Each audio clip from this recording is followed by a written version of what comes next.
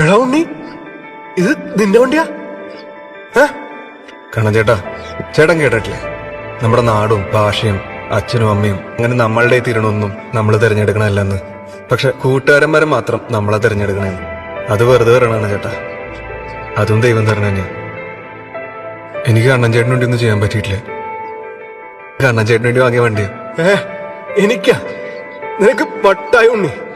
എനിക്ക് നാട്ടിൽ കൂടി ഓടിച്ചെടുക്കാൻ വേണ്ടി ഇത്രയും വിലയുള്ള വണ്ടിയാ?